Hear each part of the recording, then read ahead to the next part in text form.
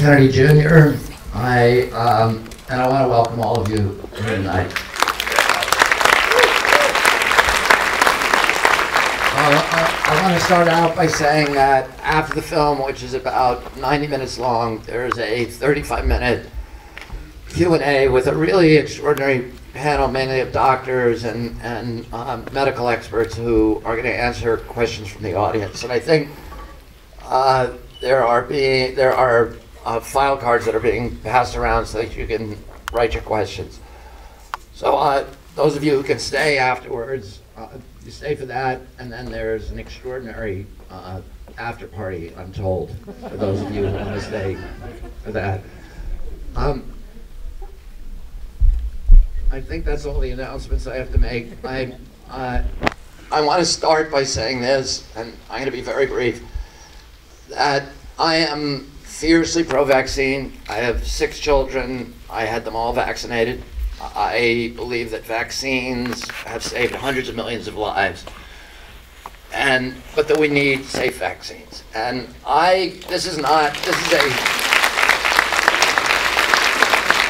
we need safe vaccines because as long as there's any question, legitimate questions about vaccine safety, you're going to have a lot of people who are intelligent, informed people who actually go out and read the science and who are saying, wait a second, I am having difficulty trusting the regulators.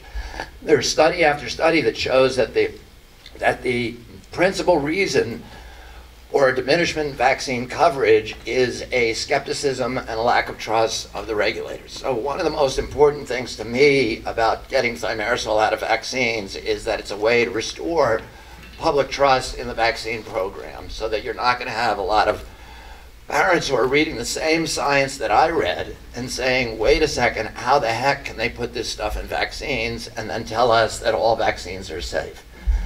And I want to say this as well. This is not my job. This is a sideline for me. I got dragged into this controversy, kicking and screaming. It is, by the way, the worst career move I have ever made in my life. And anybody who has been dragged, who has dipped their toe into this controversy and who has been marginalized and vilified, and by the press, by really a credulous press that has, and this is one of the problems, is this is not just a public health cataclysm. It's a journalistic crisis in this country where we have members of the press who, instead of reading the science, which is out there for everybody to read, are instead parroting the talking points that are fed to them by government regulators who, time and time again, congressional panels, the inspector generals, and various public agencies have found that the vaccine program within CDC is a very troubled agency, and it's troubled by profound conflicts of interest with the vaccine industry. And one of the things that the press has to understand in a democracy is that you can't discern science by polling government officials and corporate officials. You actually have to look at the research science that's out there. Now, I got dragged into this, and that's why I wrote my book, which is on sale in the lobby. I'm not plugging it because we came here to watch this film, but Eric and I kind of discovered each other in the middle of him making this film and me writing the book, and discovered increasingly how those two enterprises complemented each other. Because I got dragged into this because I'm an advocate for 30 years. I've been doing science. I've been fighting to drive science, make science a driver of public policy in this country on issues like global warming, mercury from coal plants, the disastrous discharges of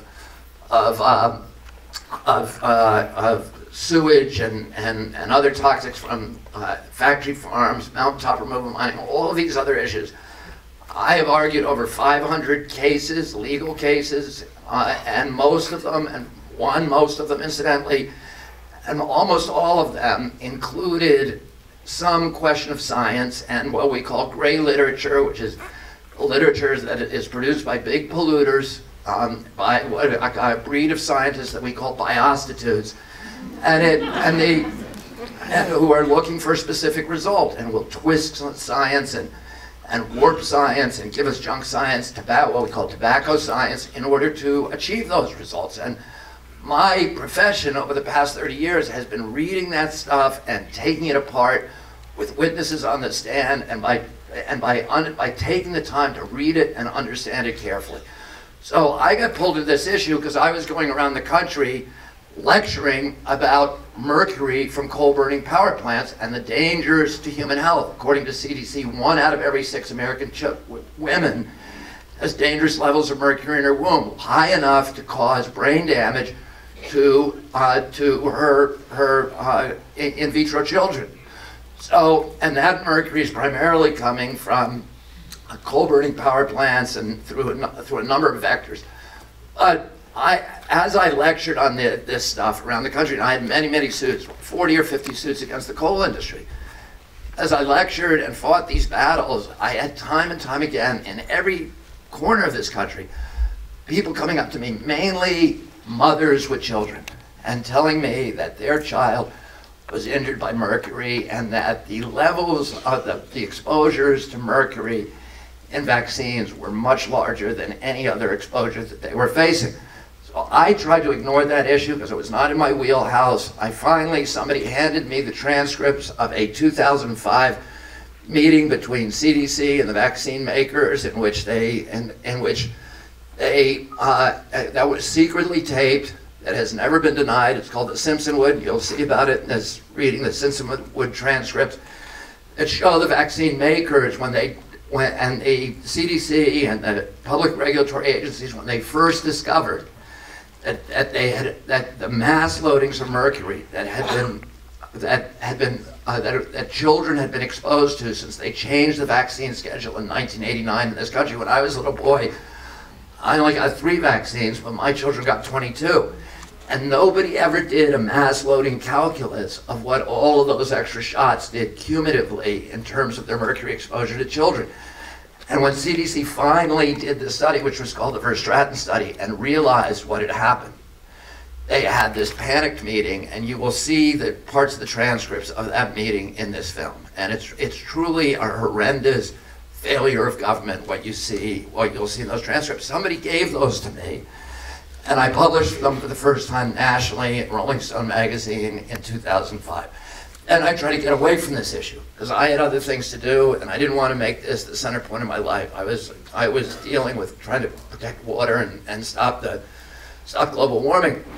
But I get pulled back in again and again, and I kept hearing people, particularly journalists, say, well, the science says that thimerosal in vaccines has been proven safe, that ethyl mercury is not as dangerous, that it doesn't have residency times in the body as methyl mercury. That this epidemic of neurological disorders that we're seeing that make this generation of children the sickest generation in the history of our country, that's just the result of the artifacts of better reporting and better diagnostics. And I would look at this and listen to this stuff and knowing it wasn't true. And because I'd read the science, I read enough of the science by that time. So I did something that I guess in retrospect was rather naive, which I said, I'm going to actually go out and find out what the science says, the published peer-reviewed science. I went out with Dr. Mark Hyman, an 8 times New York Times bestseller, Martha Herbert, who teaches at Harvard University Medical School and runs the pediatric neurological clinic at Mass General Hospital. And they helped me. We raised $200,000. We assembled a group of 12 brilliant research scientists, and we spent 2.5 years, almost 3 years, going through all the medical literature and rounding up all the peer-reviewed science. We weren't cherry-picking science. We wanted all the science, everything, no matter what it said. And what we did in the end is we were able to assemble, at a time when journalists were saying there's not a single study that shows that thimerosal is dangerous, we found over 500 peer-reviewed studies done by CDC, by FDA, by the leading universities in this country, by the the leading research organizations and healthcare providers in this country published in the leading magazines like JAMA, the New England Journal of Medicine, Lancet, that said time and time again, this is neurological poison. This is one of the most neurotoxic materials known. It's 100 times more toxic than lead. And we're injecting it into children. It's insane. And if you read the research science, it was virtually unanimous. The toxicological studies, the pharmacological studies, the animal studies, cadaver studies, etc., were virtually unanimous. And not only that, but the research scientists stepped out of their role of scientists and said, hey, this is so obviously toxic, we've got to get it out of the vaccines. So, I published that as a book, and immediately, before the book was even published, began getting lambasted by the press. So we got parrots calling me anti-vaccine, trying to vilify me, not allowing me on any television shows except for the Dr. Oz show, not allowing me to publish editorials on Huffington Post, New York Times, or all these venues where I published for 30 years, and basically shutting off this debate. And the thing about tonight and this film that's great is that finally the press gets the result, gets the opportunity to hear the other side. I met Eric Gladen, who came here. He came to this debate by a completely different route, and you're going to see that in this movie, and it's a really wonderful movie. And my sister Rory saw this movie earlier this week, who's an Academy Award nominee this year, and just thought it was fantastic. So it's a beautiful movie, and what he tries to do is tell the story in an hour and a half. Very few people are going to read my book because journalists don't read science, I've learned, and I don't expect anybody else will either. But the book is there, and if anybody ever cares about the science, it makes it really easy to find it. But he's done a much more important job, which is to put this story in language and in a media that people can look at for 90 minutes, and you may not be convinced, but it's got to open up some doors of inquiry to anybody who watches this and say, okay, maybe he's not right, but let me check into the science, and then you can go to my book and you'll see that the conclusions that he's done are the correct ones. So I want to thank Eric Gladen for this extraordinary service to us all. And see the film. Thank you so much. Thank you. Okay, without further ado, here's the film.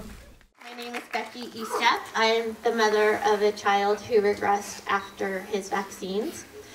And I want to take this time to just give my sincere gratitude, because Eric, you know this. My son was injured at 9 months. You were injured at 29 years. My son had no speech. He couldn't tell me what happened, but because you made this movie, I now know what happened. And I know there's tons of parents that want to thank you because you explained to us what happened to our children.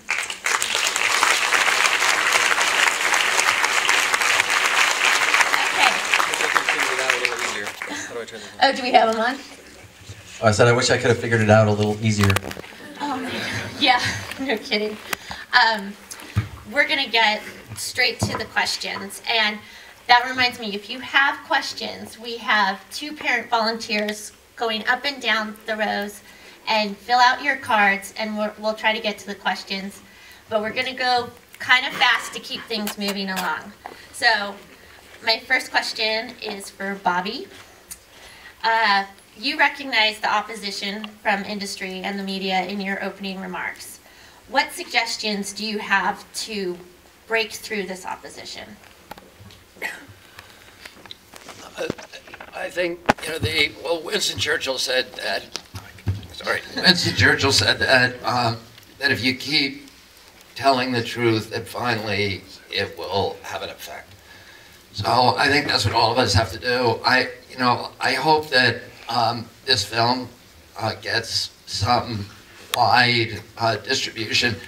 The thing is, this is like a dam that's going to break soon because of a number of things that are happening, including this film, including the hearings that are planned on Capitol Hill, where Dr. Thompson, who's the senior scientist at CDC, who was given, this week, he was given immunity by President Obama. He was given whistleblower status a couple of months ago. He wants to now go and testify about this culture of corruption at DEC, and that's what he calls it. And he says, I'm deeply ashamed of what every time I see a family with an autistic child, I'm deeply ashamed of what I did and what we did at CDC. He's turned over thousands of documents to Congress, to Congressman Pelosi's office, and ultimately you have to choose that one. You have to hope that one or two progressive media outlets will finally allow people to talk about this issue, and not one-sided debates. But I've offered to debate anybody in the country about this. The head of CDC, anybody, Dr. Paul Offit, anybody who will publicly debate me, and I cannot find, if somebody debate me, I cannot find a forum in which to have that debate. And so at this point, there's a complete censorship in the national news about this issue, and all we can hope is that as more and more people learn about it, that we are going to break that dam, and once it breaks, you're going to see an explosion of revelation among the press that they've been lied to. Amen. Thank you. Okay, my next question is for Dr. Gordon. How did you first learn about mercury in vaccines? Was it discussed in medical school? Dr. Gordon? Oh. Mercury was not discussed in medical school. I learned about mercury just from looking at the package insert. Wow. And the package insert was, I don't remember, about this wide and about 4 feet long. And if you uncurled it, you found very, very fine print. And it talked about the ingredients in the vaccine besides the antigens. I didn't learn about it in medical school. And I learned about the side effects of vaccines from my patients. I have a follow-up question for you. We've learned that you've been a pediatrician for 35 years.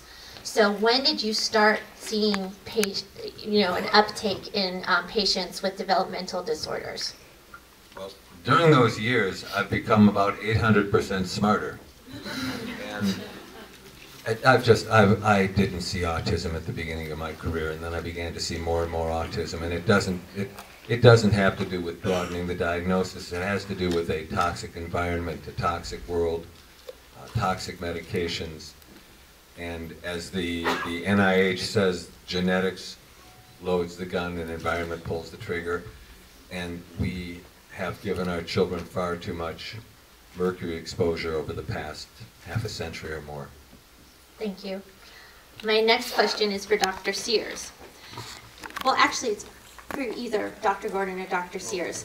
Has the number of patients in your practice increased or decreased since you've been so public about that you're both pediatricians for vaccine choice? Well, I'd say that the number one new type of patient I get in my office is definitely a patient who's been kicked out of their old pediatrician's office for failure to vaccinate. And yeah, I mean, I work pretty much full time, and that's definitely the most common new kind of patient I get, in addition to newborn babies. I don't know if my number of new patients have gone up, but that's definitely really the primary type of new patient I get nowadays. Okay. And Dr. Gordon? I see a lot of families affected by autism who are coming to see me for a second or third opinion. They are quite convinced that their children were adversely affected by vaccines and nobody will talk to them. And they're not necessarily interested in discussing what happened or why it happened. They'd like to move forward, but their previous pediatricians don't want to talk to them. And now, after they have had this diagnosis, they have a second child.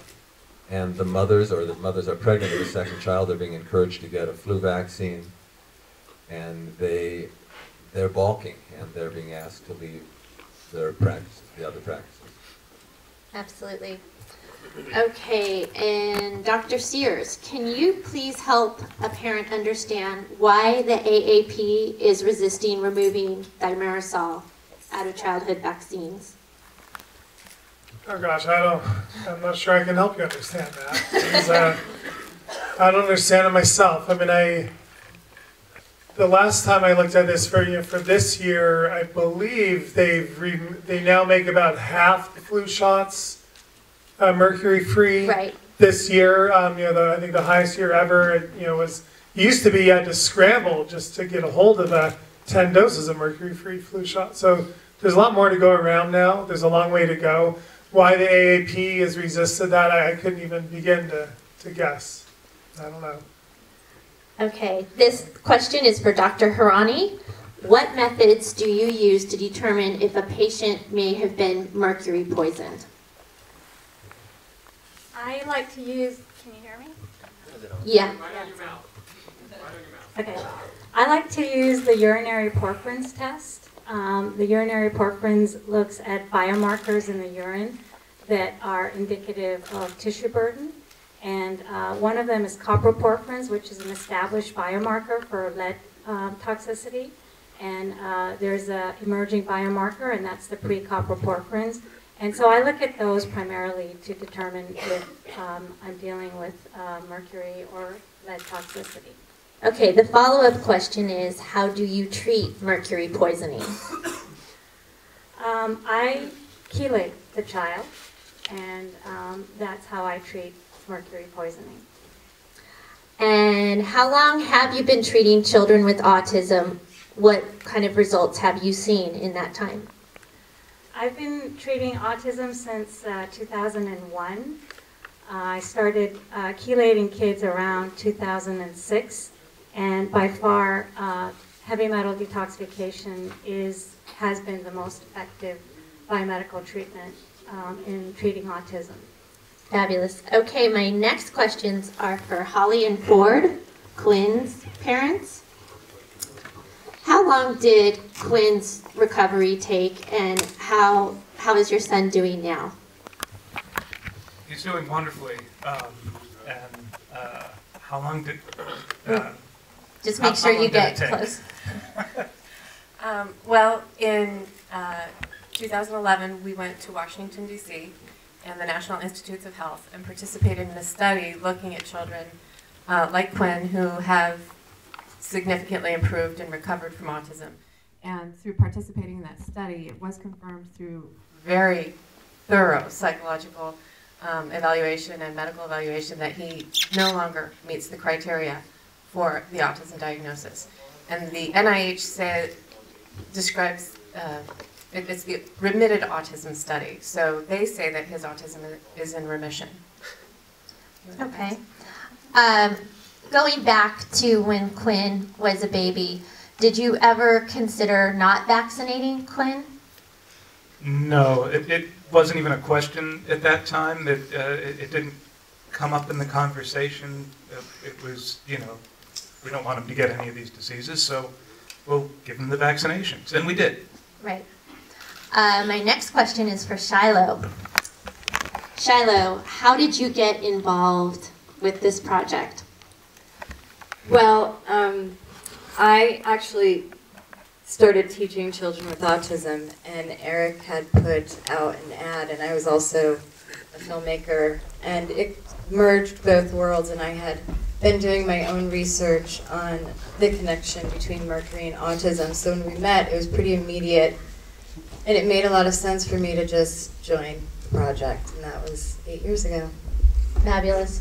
Okay, next question is for Eric, and this is a very interesting question. You recovered from mercury poisoning twice. Is there anything that would make you take a mercury containing vaccination? Yeah, I would never get one for obvious reasons. I am very scared of infectious disease. I really am. That's why I went and got my tetanus shot. I've done a lot of research while making this film. I've looked a lot into polio. I've looked a lot into these other infectious diseases, and to be quite honest, they scare the hell out of me, and I don't want infectious diseases to come back either. And I fear in the future there might be some crazy disease that comes out. rapid manufacture a vaccine for it, and I'm scared I won't be able to get it because it'll have thimerosal in it. You know, I will not get another exposure. I would rather take Ebola than the experience I went through. I mean, I think, you know, the physical symptoms were one thing, but when you introduce a neurotoxin into the brain and stimulate and inflame areas of your brain that you're not supposed to be using, it is a very, very traumatic thing, and I would literally take anything over it, I think, at this point. So I would, you know, and I'm susceptible to it. I have a, you know, I've got low glutathione levels. I've got elevated testosterone. I haven't had my genetic testing done to see if I have the MTHFR SNPs or anything like that, but I know that it's my kryptonite. I cannot get an exposure to it. So for myself, I would never get another shot with thimerosal in it. Okay. Next question is, has the government done anything to remove mercury in vaccines after Dr. William Thompson's admissions? You know, no. Recently, you know, everyone kind of thinks mercury's been removed, the autism rates are keep going up, therefore, you know, this has been ruled out a long time ago in many people's books, especially the media. And, you know, the American Academy of Pediatrics, just to kind of take us back a little bit, they took a major step in the right direction by, in 1999, issuing that joint statement. Neil Halsey was the guy who led that whole effort, and this guy's an American hero by getting as much thimerosal out as he could. And I talked to him when we were on tour, and I talked to him for like an hour telling him what we're trying to do, and his last words to me were, "Do not stop what you're doing." I mean, this guy knows what the roles mercury has played in this epidemic. And, you know, however, that joint statement, it didn't, you know, the thimerosal-containing vaccines were not recalled. They were actually manufactured till 2001. There was backstock that lasted till about 2004. And right as the backstock of these thimerosal-containing vaccines had, for the most part, run out, the CDC goes and takes the most disastrous step you could do and now add it to pregnant women. You know, give it to developing fetuses and babies. So they had just removed it. Now they added it right back into the childhood vaccine schedule. And what's far worse is a developing fetus has zero ability to excrete mercury. The whole issue and the susceptibility to mercury, and you look at the science, it's who can excrete it the most effectively is going to be the most protected. If you cannot excrete it as effectively, you're going to be one of the first ones hit. Developing fetus, correct me if I'm wrong, doctors, cannot excrete mercury. They're not producing bile. They're not, you know, they're barely growing hair. I doubt they're sweating. If they're urinating, it's being recycled. You know, they have a, you've now hit the most susceptible of all.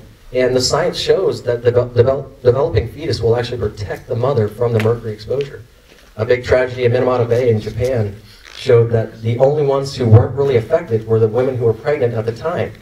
And that's because the developing fetus actually protected the mother from the mercury exposure.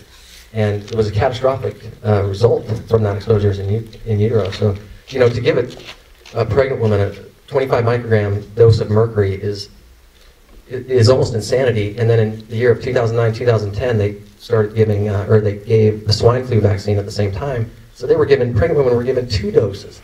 I mean, it's unbelievable. However, I must remind you that as each year has gone by recently, and you've seen all over the news, mercury's been removed since 1999, the rates keep going up. The rate as of right now is 1 in 68. And the 1 in 68 is based on children born in 2002. So these are the children who potentially got the highest exposure of all because they got the fully loaded backstock. The backstock lasted till supposedly 2003. I've seen lots expire all the way up to 2005. So it was definitely into the 2004. So these children got the fully loaded backstock. And then in 2004, they started getting the flu shots. So these, you know, there's no truth to mercury's been removed. The autism rates keep going up. We need to monitor them closely from here forward. Then we'll have more of an indication. But if you're still giving pregnant women all these shots, you're going to have a lot of children born with it. Problems with it. Sorry, that was a long answer. It's okay. All right, we have some smarty pants in the audience. If the type of mercury in vaccines accumulates in primate brains, why isn't it banned? Why isn't it banned? Or I think they're talking about the Brubacher. Why isn't thimerosal banned? Yeah. That's our question. You know, this should have been, we're 16 years after the joint statement. This should have been recalled immediately when they did the math. And the science has been developing. You know, there's so much hype out there about the measles, you know, coming back and the resurgence and the MMR vaccine and the scare of, parents are concerned. We're in a position right now where parents are concerned to get their children vaccinated because there's been a lot of misinformation out there. What was your question again? No, Brubacher. Anyway, Brubacher. Brubacher study is very compelling because one of the biggest arguments from the CDC is that ethyl mercury is not like the neurotoxic methyl mercury.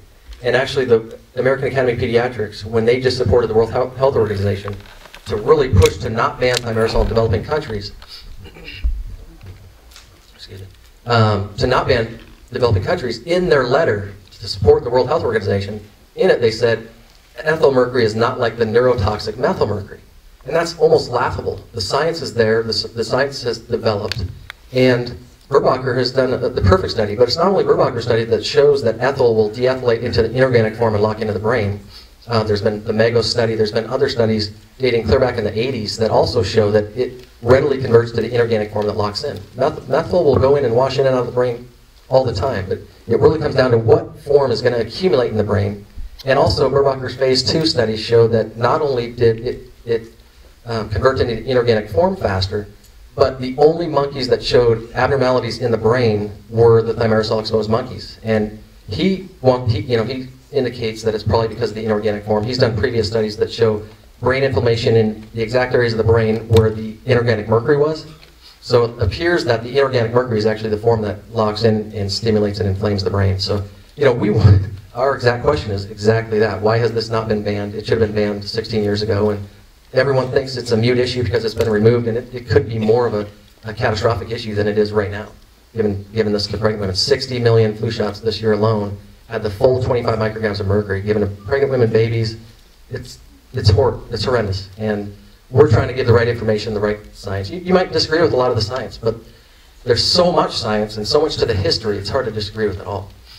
Okay, this question is for Bobby. What incentive does the media have to break ranks with their big pharma and government sponsors?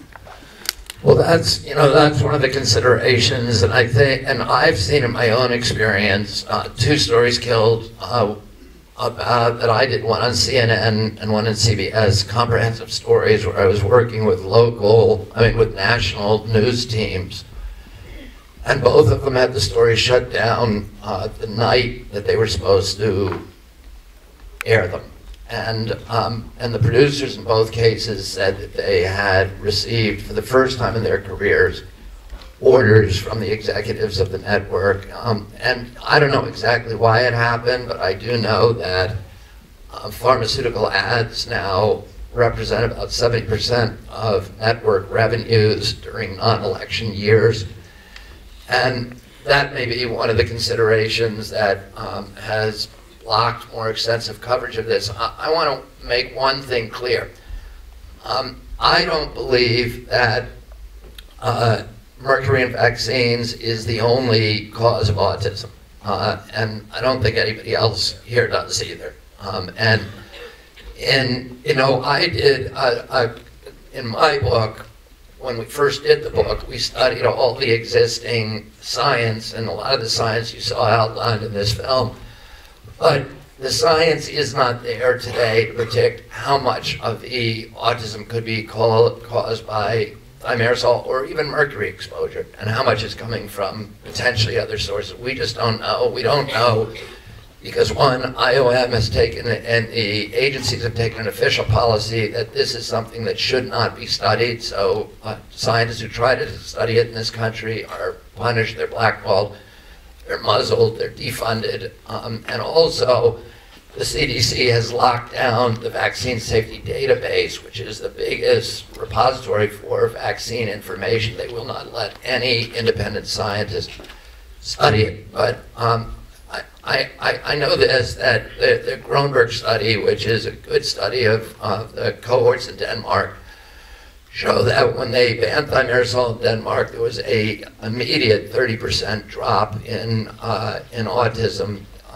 in full-blown autism in that country, and that's one of the only studies that have been done on that issue. There are other suspects, including, as Eric put in the film, other sources of mercury in the environment, as well as aluminum, as well as some pesticides that have the same disruptive effects on the brain and that were introduced at the same time, and I'm thinking particularly of Roundup, as mercury. And we don't know. We don't know what the culprits are, and this is the really odd thing. CDC has a responsibility for studying that question. This is the biggest epidemic disease in this country today. And you saw, Colleen Doyle saying we're trying to put the pieces of the puzzles together. Why haven't they loosed hundreds or thousands of scientists to find out? We know this started in 1989. And why isn't the press saying, well, what the heck is it? They're all saying it's not the vaccines. They're sure about that. Well, what the heck is it? What started in 1989 affects every vaccinated cohort from Biscayne Bay in Miami to Homer, Alaska. White, black, every demographic, and it affects boys at 5 times the rate as it affects girls.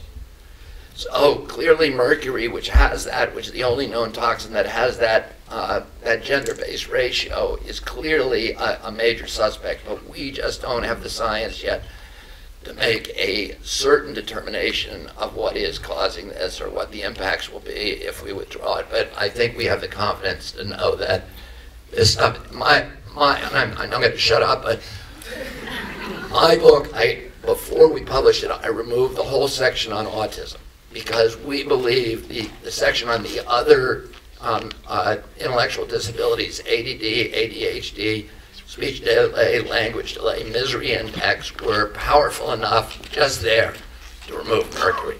And so we didn't want to get into the controversy of autism, but we have that section and we're about to republish the book with it. And I really want to emphasize, really try to get you guys to read Bobby's book. I mean, for a long time when I was doing this film, I'd researched so much. The first cut was 4 hours, and when I was doing the science piece, I spent like a year just doing the science piece in Wyoming. There was so much science, I felt so vulnerable that I'm going to present some of the science that people are going to be able to understand, but I couldn't even put in some of the best science. And so, and I didn't even know Bobby was working on a book. And when I read the initial draft that I saw of his, I was like, thank God. This book is full of the science. It's all the science I had researched as well. And he didn't miss a beat. And it gave me so much more confidence to release this film without all the science in there, because Bobby's book is there to back it up. If you really want to know the science, you're interested in this subject, read this book. It's very, very stunning, very well done, very scientific, and just please read it. On that note, we know it's a school night. We know we've been here for a while. I want to thank the panel. I want to remind our audience that there are trace amounts merchandise for sale in the lobby, and also invite you to an after party if you don't have to get right home. But thank you all for attending this evening. We loved having each and every one of you here.